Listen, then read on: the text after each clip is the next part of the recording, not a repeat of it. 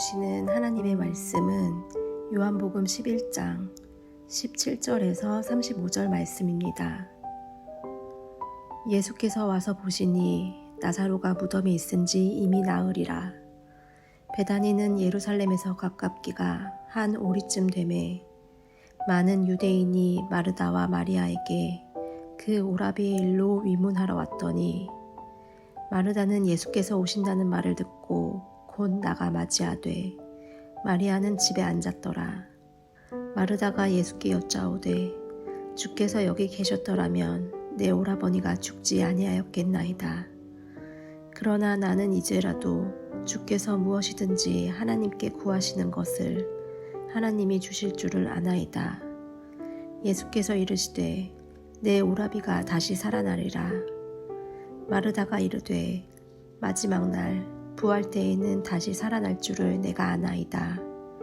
예수께서 이르시되 나는 부활이요 생명이니 나를 믿는 자는 죽어도 살겠고 무릇 살아서 나를 믿는 자는 영원히 죽지 아니하리니 이것을 내가 믿느냐. 이르되 주여 그러하외다. 주는 그리스도시요 세상에 오시는 하나님의 아들이신 줄 내가 믿나이다.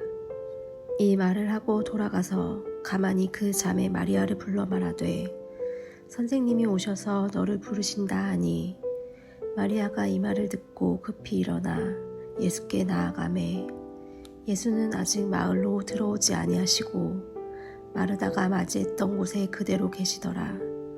마리아와 함께 집에 있어 위로하던 유대인들은 그가 급히 일어나 나가는 것을 보고 곡하러 무덤에 가는 줄로 생각하고 따라가더니 마리아가 예수 계신 곳에 가서 배웠고 그 발 앞에 엎드려 이르되 주께서 여기 계셨더라면 내 오라버니가 죽지 아니하였겠나이다 하더라. 예수께서 그가 우는 것과 또 함께 온 유대인들이 우는 것을 보시고 심령의 비통이 여기시고 불쌍히 여기사 이르시되 그를 어디 두었느냐. 이르되 주여 와서 보옵소서 하니 예수께서 눈물을 흘리시더라.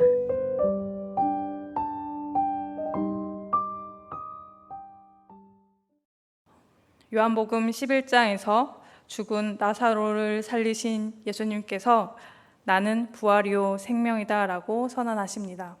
그리고 이 앞장인 10장에서는 나는 선한 목자요 양의 문이라 선언하신 예수님께서 나와 아버지는 하나다 라고 선포하십니다. 그런데 이 선포를 들은 유대인들이 예수님께 돌을 던지려 하지만 예수님은 조용히 세례 요한이 세례 베풀던 베다니라는 곳으로 건너가십니다. 어느 날 급한 소식이 예수님께 전달됩니다. 예수님과 친밀한 사귐을 갖던 베다니에 사는 마르다와 마리아의 오라버니 나사로가 병에 걸렸다는 소식을 듣습니다. 주여 보시옵소서 사랑하는 자가 병들었나이다. 마르다와 마리아는 예수님의 이적을 보고 주님을 믿고 따랐기에 간절한 마음으로 소식을 전했습니다. 이것은 예수님께서 속히 와서 나사로의 병을 고쳐달라는 간절한 표현이었습니다. 요한 사도는 이들의 말이 참인 것을 5절 말씀을 통해 증명해 주십니다. 5절 말씀입니다.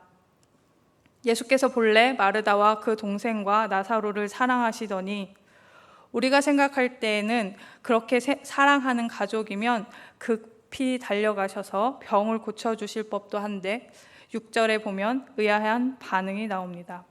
나사로가 병들었다 함을 들으시고 그 계시던 곳에 이틀을 더 유하시고. 하나님의 때를 인정하십니까?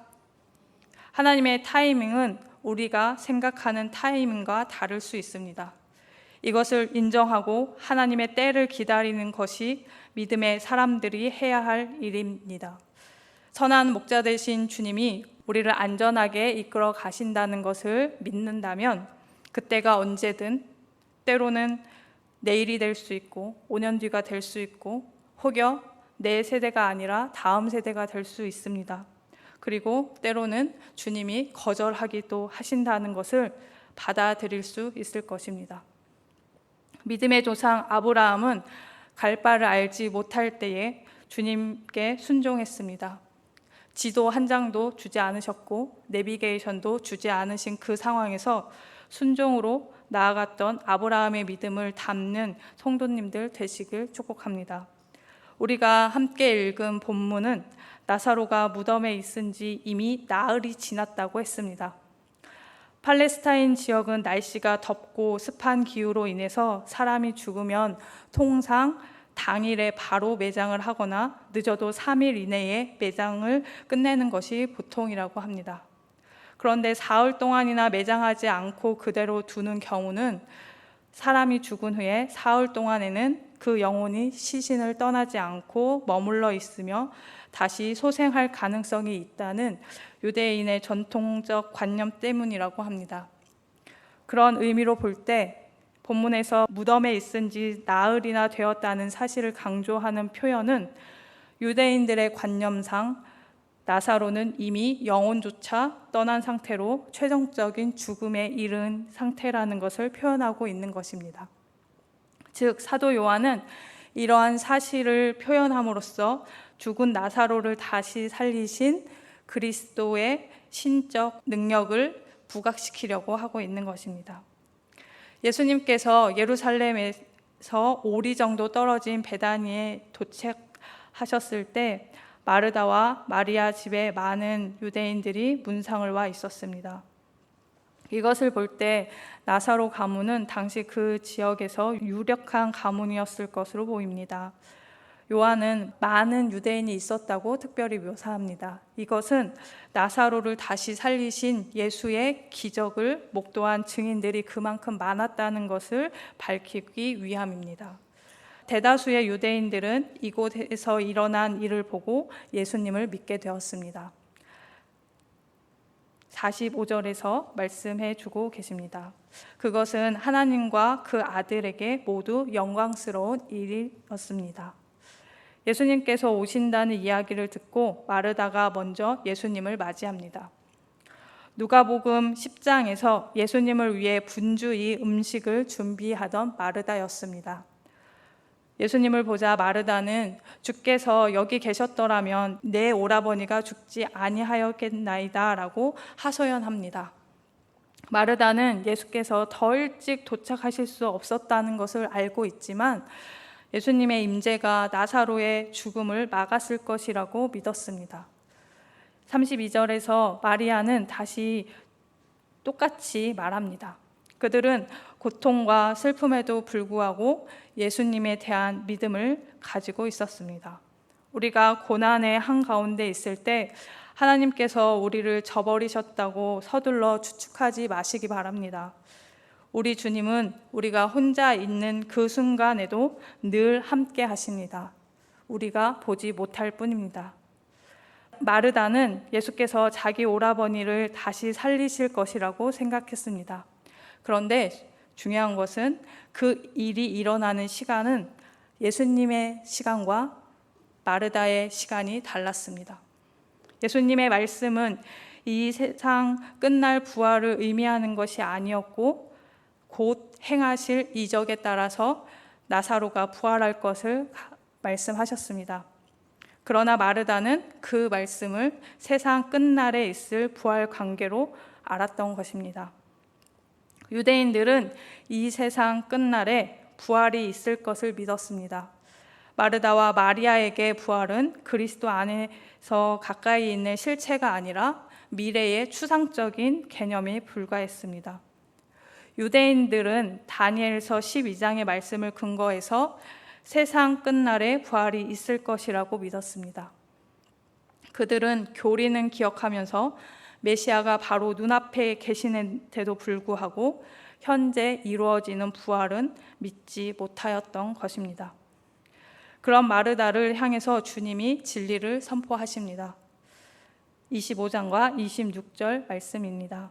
나는 부활이요 생명이니 나를 믿는 자는 죽어도 살겠고 무릇 살아서 나를 믿는 자는 영원히 죽지 아니하리니. 우물가의 여인을 만나셨을 때 예수께서 자신을 메시아로 밝히셨고 소경에게 인자로 드러내 보이셨습니다. 그런데 여기서는 좀 더 확대된 개념으로 자신을 부활 생명의 원천이라고 나타내 주고 계십니다. 그리스도인들은 육체적인 죽음 이후에 영원한 삶이 있다는 것을 기억하는 사람들입니다. 예수님께서 부활 그리고 그분과 더불어 영원히 거하는 풍성한 생명을 주시겠다고 스스로 보장하셨습니다. 그리스도께서는 나사로의 육체적인 죽음을 막지는 않으셨지만 나사로에게 영생을 허락하여 주셨던 것입니다. 예수님 자신이 부활이시며 생명이심을 선포하십니다. 오직 그분과의 관계를 통해서만 우리는 부활과 생명을 경험할 수 있습니다. 오직 생명이 죽음을 극복할 수 있는 것입니다. 예수 그리스도가 바로 생명이십니다. 마르다는 앉아서 예수님과 대화할 수 없을 정도로 분주했던 것으로 유명합니다. 그러나 우리는 여기서 그녀의 깊은 믿음을 보게 됩니다. 27절에서 주는 그리스도시요 세상에 오시는 하나님의 아들이신 줄 내가 믿나이다 라는 그녀의 고백은 바로 예수님께서 우리에게 원하시는 대답입니다. 마르다가 예수님께서 하나님의 아들 메시아이심을 인정하였습니다. 예수님을 메시아로 인정한 것을 볼 때 그녀는 그분이 하나님의 백성을 구원하도록 임명된 하나님의 사자임을 깨달았으며, 예수님을 하나님의 아들로 인정한 것을 볼 때 그녀는 그분의 신성을 깨달았다는 것을 알 수 있습니다.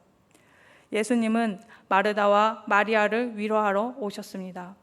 그런데 예수님의 위로는 사람의 위로와 달랐습니다. 예수님의 위로는 죽은 나사로를 다시 살려내셔서 그 문제를 해결하시는 것이었습니다. 그런데 예수님은 울기만 하는 사람들을 보고 비통히 여기셨습니다. 어쩌면 화가 나셨을지도 모르겠습니다. 문제를 해결하러 오신 예수님을 몰라보는 사람들에 대한 안타까움, 그 이상의 심정이었을 것입니다.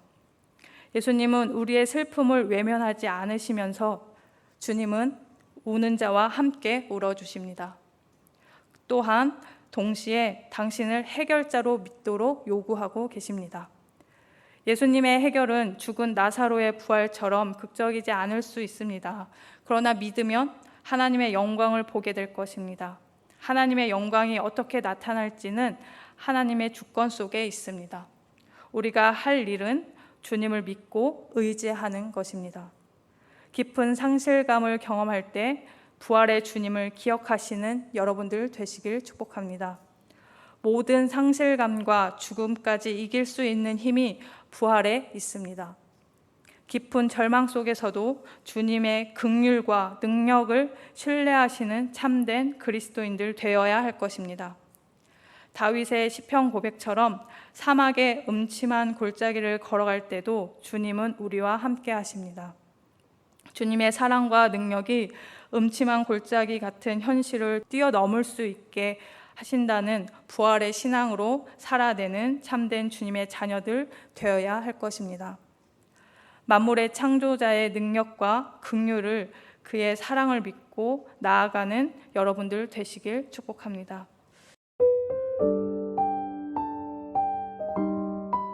지금은 함께 기도하는 시간입니다.